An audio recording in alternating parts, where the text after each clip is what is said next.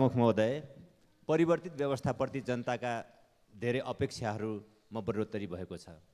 बदलिदो राजनीतिक परिस्थितिमा राष्ट्रिय हितका मुद्दाहरू थप गम्भीर र संवेदनशील बन्दै गइराखेका छन्।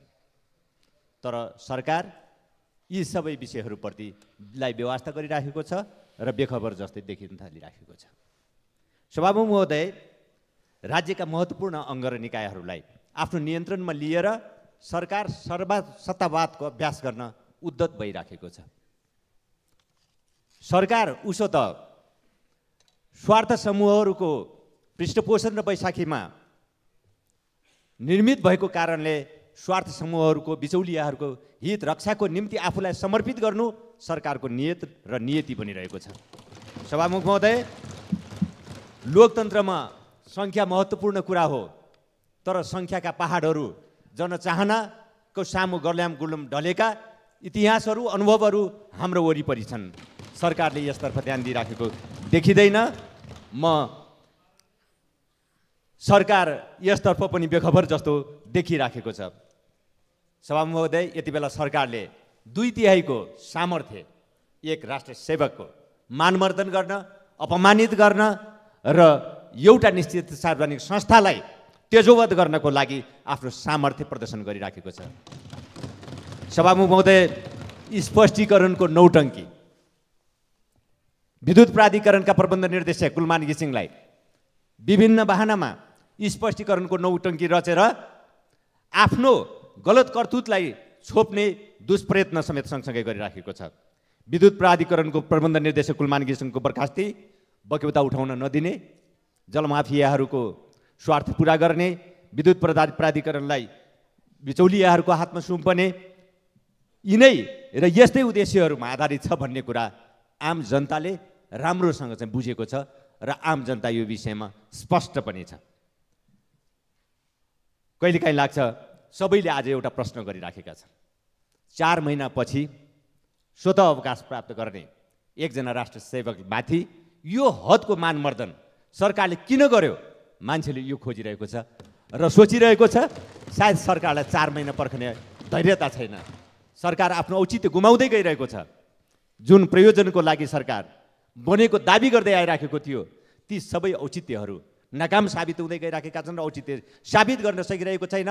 सायद 4 महिना पनि टिक्न सकिन्छ भन्ने आत्मविश्वास गुमाएको कारणले होला 4 महिना अगावै सरकार विद्युत प्राधिकरणको प्रबन्ध निर्देशकलाई बर्खास्ती गर्ने निर्णयमा पुग्दछ। यहाँ गजबको कुरा सुनिरहेको छ। हुनुपर्ने थियो एउटा कुशल व्यवस्थापकलाई पुरस्कृत गर्ने, राम्रो काम गर्नेहरू पुरस्कृत हुन्छन् भन्ने एउटा सन्देश प्रवाह गर्नुपर्ने, सबै राष्ट्र सेवकहरूको मनोबल उच्च बनाउनु पर्ने र राष्ट्र निर्माणमा सबैलाई लाग्न उत्प्रेरित गर्नुपर्ने कुरा यसो थियो। तर सरकार उल्टै बाटो हिँडिराखेको छ। म केही दृष्टान्त राख्न चाहन्छु। सभामुख महोदय, नेपालमा लोड सेडिङको अन्त 2072-73 पछि भयो। यहाँ भन्ने गरिएको छ लोड सेडिङको अन्त, सरकारका मन्त्रीले हाकाहाकी भनिरहनु भएको छ लोड सेडिङको अन्त अमुक राष्ट्रको कारणले भयो, मित्र राष्ट्रको कारणले भयो। तथ्यहरूले भनिराखेका छन् 2072-73 सम्म भारतबाट आयात गर्ने बिजुली 34% हिस्सा थियो नेपालमा। तर कुलमान घिसिङलाई प्रबन्ध निर्देशक बनाएर ल्याएको अर्को वर्षमा हेर्दा केवल त्यो प्रतिशत 35 मात्र पुगेको छ। 34बाट 35% मात्र भएको छ। कुलमान घिसिङ नियुक्ति भएको 45 दिनभित्रमा काठमाडौँ र पोखरा लोड सेडिङ मुक्त भएको छ। सभामुख महोदय, अब यो कुरा दिनको घाम जत्तिकै छर्लङ्ग हुँदै अनि लोड सेडिङको अन्त भारतको कारणले भएको हो, मित्र राष्ट्रको कारणले भएको हो, अरू कारणले भएको हो, यसो भनिरहनुको अर्थ के हो? यसो किन भनिरहेको छ सरकार? हामी जवाब खोजिरहेका छौँ सभामुख महोदय। यस सँगसँगै लोड सेडिङको अन्त्य त भयो। हाल 99% जनताले विद्युत पहुँच पाएका छन्। पहिले वर्षायाममा समेत भारतबाट विद्युत आयात गर्नुपर्ने अवस्था थियो। विगत 3 वर्षदेखि नेपालले भारतलाई विद्युत निर्यात गरिरहेको छ।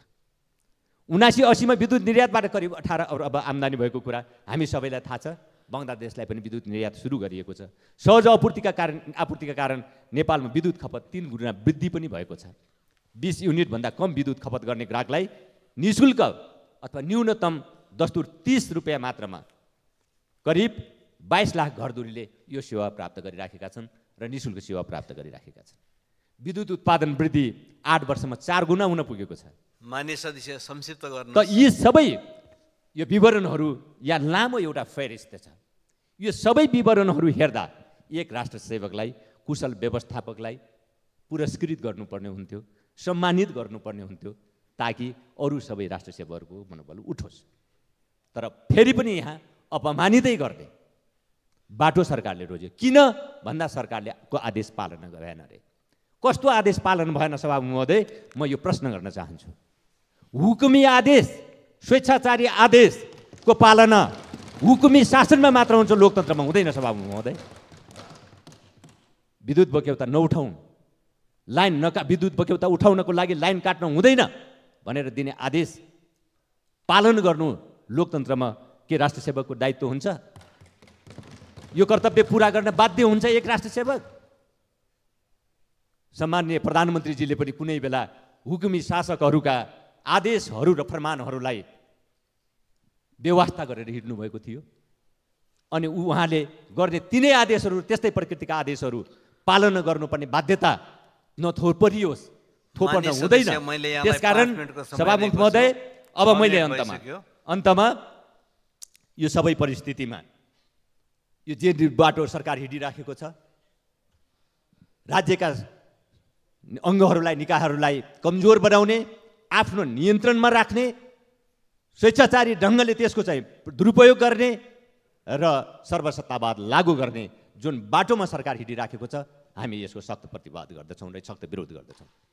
सभामुख महोदय, अहिले पछिल्लो समयमा विद्युत प्राधिकरणका प्रबन्ध निर्देशकमाथि जुन प्रकारको हरकत सरकारले गर्यो, यो बारेमा आम नेपाली जनताले चासोका साथ हेरिराखेका छन्। प्रमुख प्रतिपक्षी एक जिम्मेवार राजनीतिक दल हुनुको नाताले, प्रतिपक्षी जिम्मेवार राजनीतिक दलहरू हुनुको नाताले जनताको यस प्रकारको चासोप्रति, जनताको यस प्रकारको सरकारप्रति हाम्रो गम्भीर ध्यानाकर्षण भएको छ र हामी चाहन्छौँ सरकार यस प्रकृतिको निर्णय फिर्ता ल्याओस् र त्यसको निम्ति प्रधानमन्त्रीजीले आएर संसदलाई यस बारेमा भएका समग्र कुराको जानकारी तत्काल गराउनु पर्दछ र प्रधानमन्त्रीजीले यो गम्भीर राष्ट्रिय सरोकारको विषय आज जे बनिराखेको छ, जनसरोकारको विषय बनिराखेको छ, यस बारेमा संसदलाई जानकारी नगराउँदासम्म संसद सुचारू हुन नसक्ने जानकारीमा प्रमुख प्रतिपक्षी दल लगायत प्रतिपक्षी दलको तर्फबाट गराउन चाहन्छु। धन्यवाद।